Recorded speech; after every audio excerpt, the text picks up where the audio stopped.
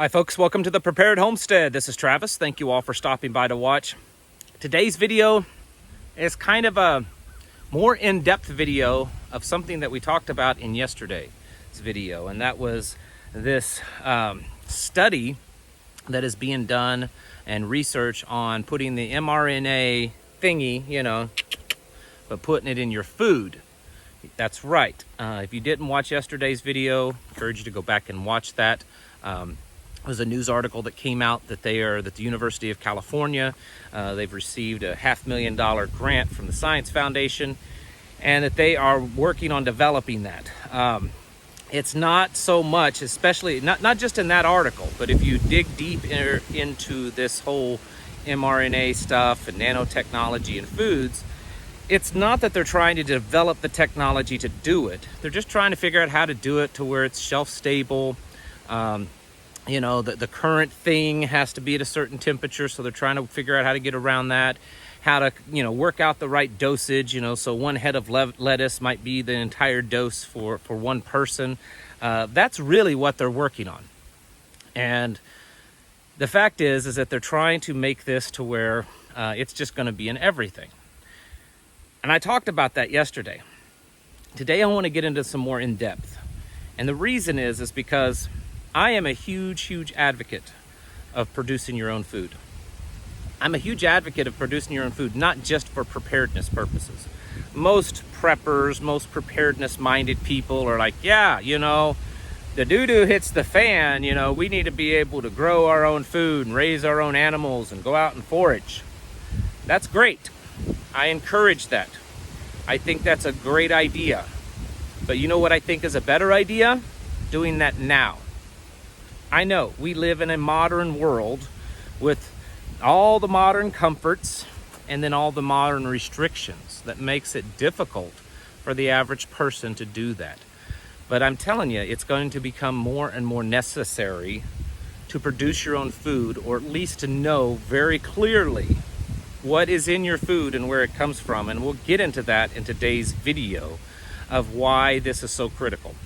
Before I get started, I just want to mention a company that I've become very good friends with the owner of the company. In fact, he watches these videos. He's been a listener for quite a while, a member over on Patreon, and he's part owner in this really great coffee company called Expedition Joe.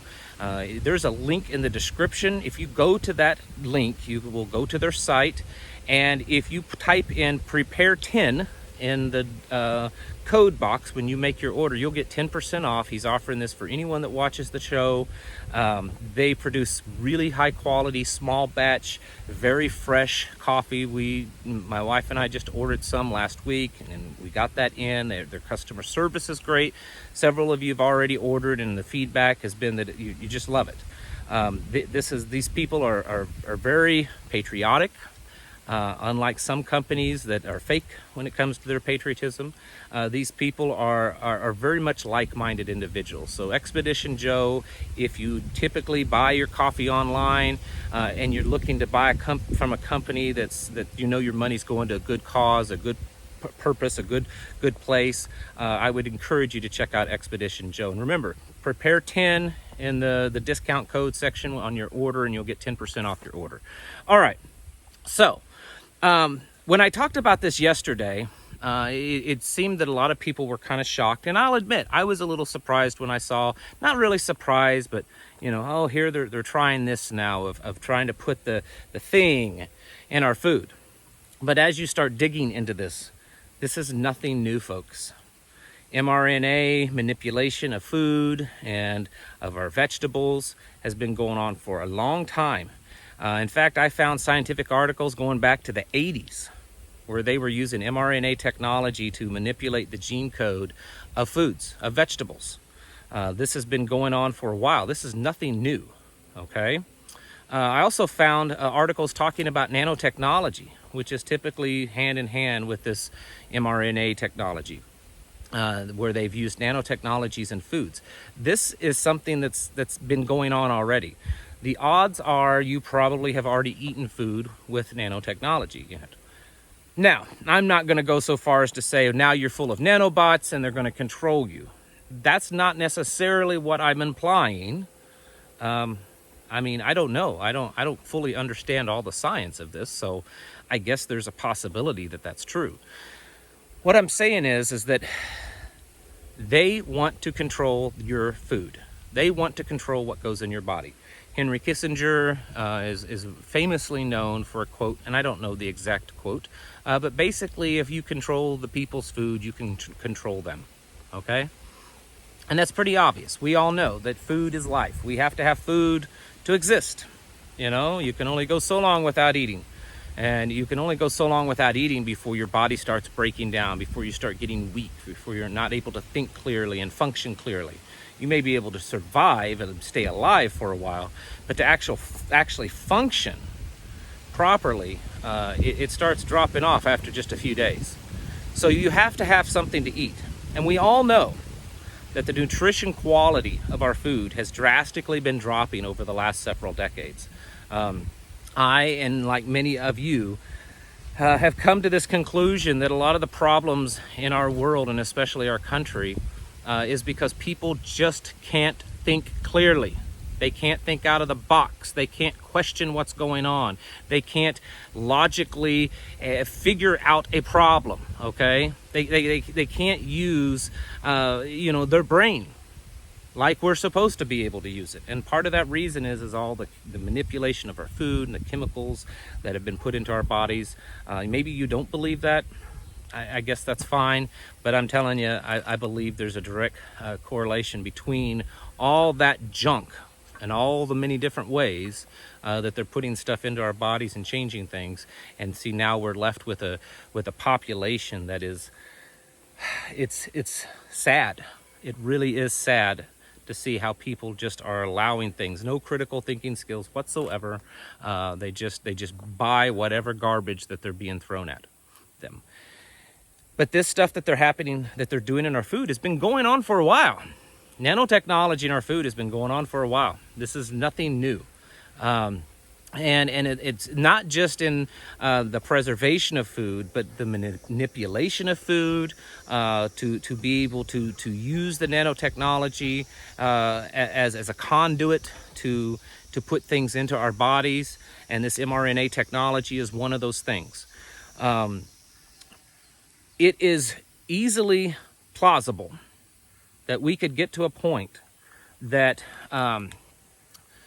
those of us that think alike, that it's not going to be necessarily this apocalypse that you have to survive on your own because there just isn't food, because we live in a barren wasteland or anything like that, but because it is no longer safe to get the foods that you need. It's no longer safe to go to the store because you have to have certain types of paperwork or digital identification to go in the store. It's no longer safe to go into the store because you have to have a certain, digital currencies and certain marks and chips and tattoo markings and stuff so that you can actually go in and purchase things.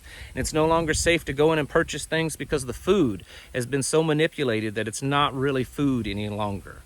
I made a video, and it may have been a Patreon video. I can't remember, but it's been several months back. And in the video I was talking on some of these kind of things. And I'm going to repeat it again, or try to, if I can remember.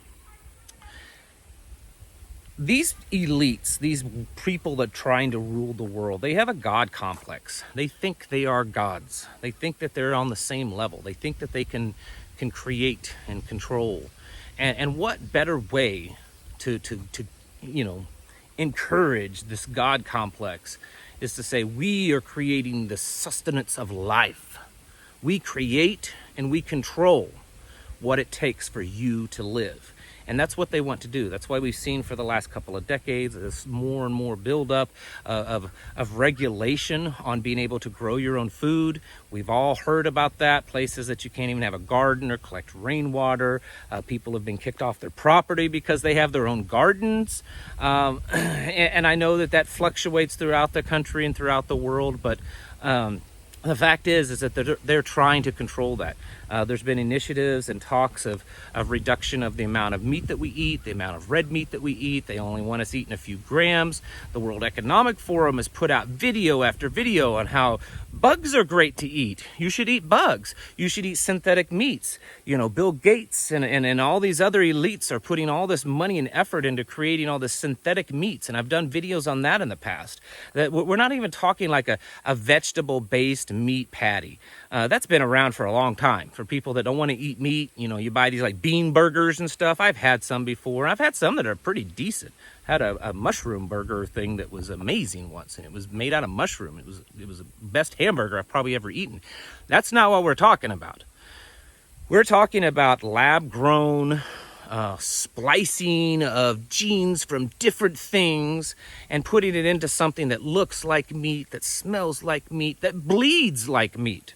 But it's not natural at all, because they want to control what you're eating. And here we are again, where they're talking again about manipulating the genomes of food and inserting nanotechnology so that you have this new mRNA thing that's going to, you know, give you doses of this into your body so that you're eating, and you don't even know it.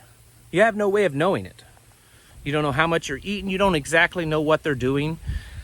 This kind of stuff is already happening, folks. That's the point of today's video, is that you need to realize that the mRNA nanotechnology in our foods already exists. They're already doing it, okay?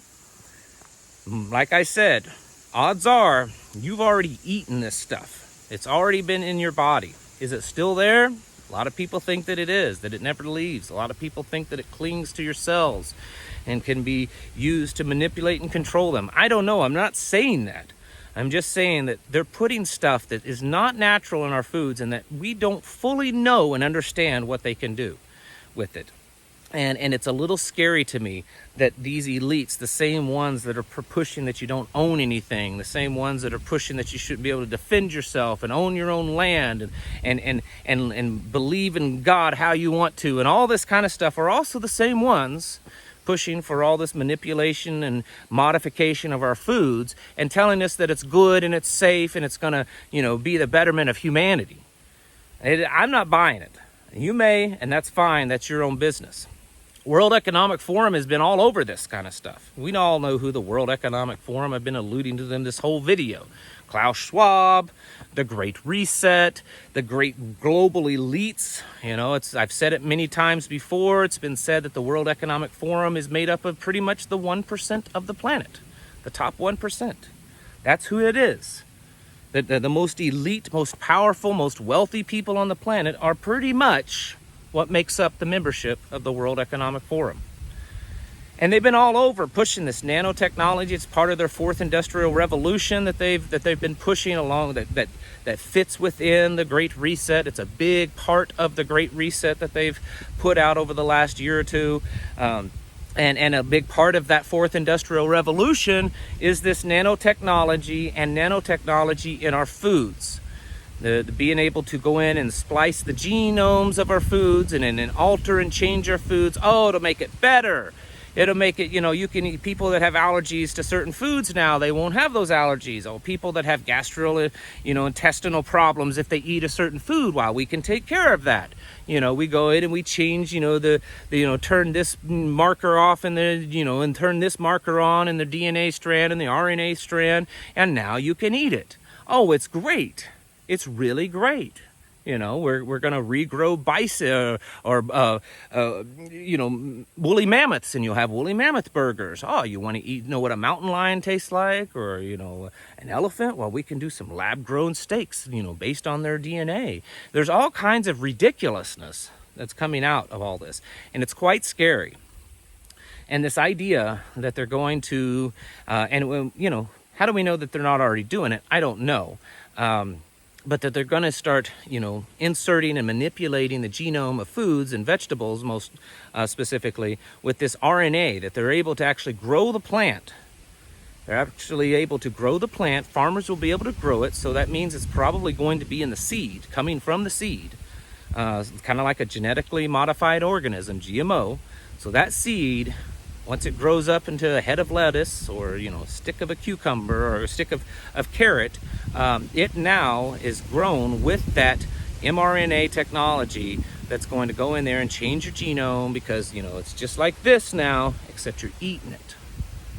This is the kind of stuff that we're at now, where they really think that they are at the level that they can manipulate and control virtually everything on the planet.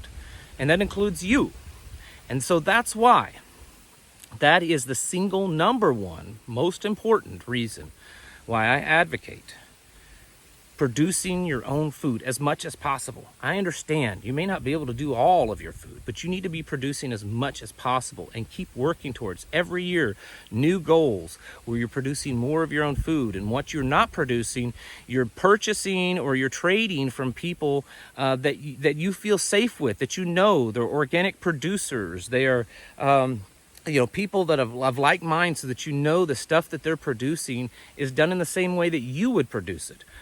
You know, visit your local farmers markets and get to know people. You know, it's not been quite clear yet if this mRNA nanotechnology food is it now considered not organic, or are they going to say, oh, it's still organic? You know, we're not using pesticides on it and stuff, so it's still technically organic. I wouldn't be surprised. I'm not saying that it is. Wouldn't be surprised if you would be able to purchase, you know, a head of lettuce with a, you know, USDA organic stamp on it, but yet it's actually been gene altered, and has this, you know, mRNA technology and nanotechnology in it. Folks, this is the kind of stuff that I've been talking about that's way bigger than all the stuff that happens on a daily basis that might have immediate results, and it might be an immediate threat with maybe some long-term effects. This is huge. This is something that has massive long-term effects. This could actually change pretty much what it means to be human. It could change virtually every part of our society to where, you know, we're not what we once were. There's been talk and studies and hypothesis of being able to do this and actually, you know, subdue the, you know, certain emotions of a person, being able to, you know, keep them from being maybe rebellious or religious or a free thinker. I know this is really getting out there on the far end of, you know, kind of crazy talk. But the fact is that it's true, that this is the kind of stuff that they're working on. And you need to be aware of it. You need to be aware when you're going to the store that there's a very strong possibility now that there's been some type of manipulation of the food, not just genetically modified. That's on the low end of danger. We're talking actually, you know, nanotechnology with mRNA technology that's been, you know, completely altered the genome of the plant that you're you know, you're eating and the food that you're eating. They're putting nanotechnology into processed food to track the food and to know, you know, create a more shelf-stable food. This stuff is happening, and it's happening all over, and it's been going on. This technology has been being developed, at least that we know, for at least 30 years now, almost 40 years. So the odds are of it being in a lot of things that you're just not aware of, I'm sure are pretty good. So folks, please, you need to take it serious about producing your own food as much as possible. Getting out there and growing your own food, or finding good, clean, natural sources that you can trust of getting your food, because it's not going to matter about who gets elected and who stole the election, or you know, what the new initiative and the new invasion and this and that and all that kind of stuff. If they control your food to the point that they can completely control you, then a lot of this other stuff almost doesn't even matter anymore. All right, folks. Thanks for watching. Catch you in the next video.